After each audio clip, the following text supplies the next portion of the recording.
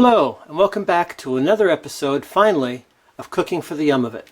I'm your host, Wesley Foreman, and I'd like to apologize for the hiatus between my last episode and now, but my last camera sort of died on me, and this camera that I'm using now was a gift from my very first sponsor, Fritz Leese, who lives out in Arizona.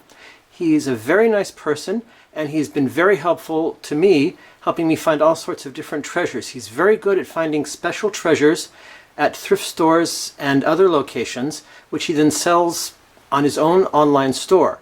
For more details on what he has to offer at the moment, please see the description down below, which I've also included with the recipe. Today I'm going to be making a keto fried chicken, sort of a shake and bake kind of recipe, which I will also be serving with my butter braised carrots. This is going to be really good, and I'm sure you're going to like it just as much as I do. So let's get started. Now the first thing we're going to need is 1/2 cup of almond flour. You can also use coconut flour, but I've got all this almond flour I bought, and I might as well use it before I start trying to buy something different. Now to the almond flour, we're going to add 2 teaspoons of salt, 1 teaspoon of pepper, 2 teaspoons of paprika,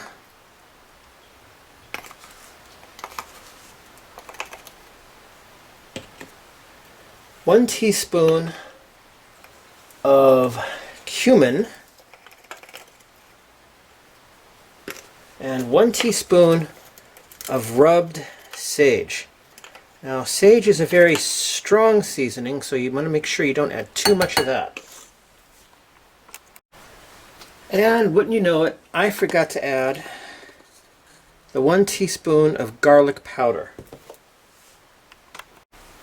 Now we're going to take a small whisk and just whisk the hell out of this.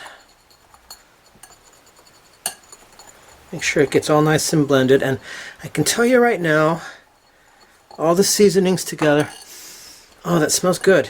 Hasn't even cooked yet, and it smells fantastic. Now, we're going to take our bowl of almond flour and seasoning. We're going to put it in a nice, well-sized, get all that in there, Ziploc bag for the shaking before baking. Now this part you can do any way you want, but I'm going to start doing with just 2 drumsticks at a time. We shake it, and then we're going to take our baking tray that we've lined with aluminum foil for an easy cleanup later. And we're going to make sure you shake off the excess. We're going to put this on. Oh, you can't see it from there, can you? Oh, again, if I only had a cameraman. We're going to put this on our baking tray. Now, if you'll excuse me, I'm going to jump ahead to when all of the drumsticks are ready to go. Now, as you see, the chicken is ready, but it's not completely ready. What we're going to do now is take a little bit of olive oil and put a little on each leg. Just drizzle it on there.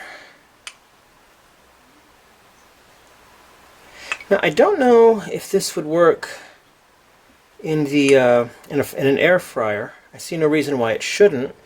Maybe my friend Fritz, who has an air fryer, might want to try this. This is a very budget-conscious recipe. The most expensive ingredient being the chicken, but I'm sure you'll be able to get some chicken not that expensive. You need about 2 or 3 tablespoons. I'm just drizzling about 1/4 teaspoon, maybe a little bit more, over each leg.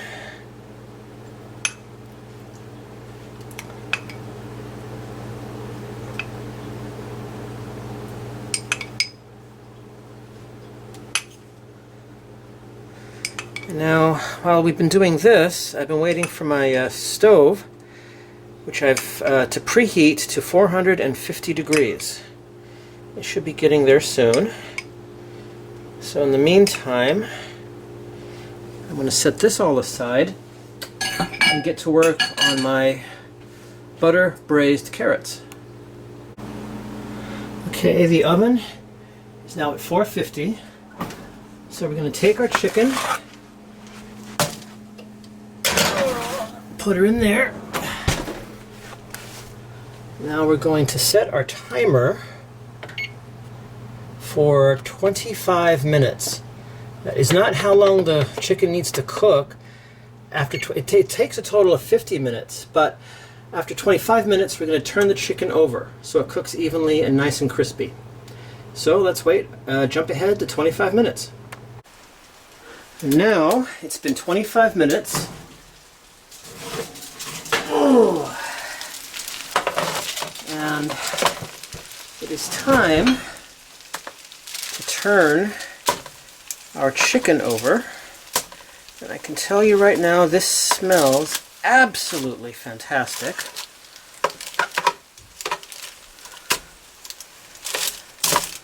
I would like to know, Fritz, if you're watching this, to let me know if it does work in an air fryer.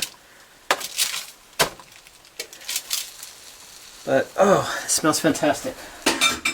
All the herbs and seasonings and spices. Don't tell KFC, they'll probably want to steal my recipe. So, back into the oven for another 25 minutes. And now, oh, this looks fantastic.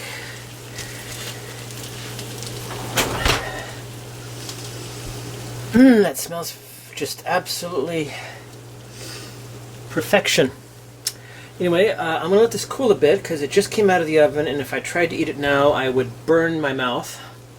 So as soon as the carrots are ready and the chicken is cooled a bit, I am going to have myself a nice dinner.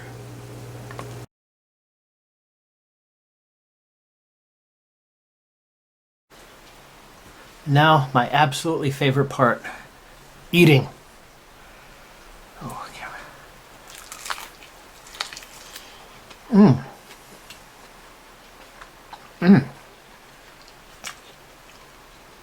Oh, that is so good.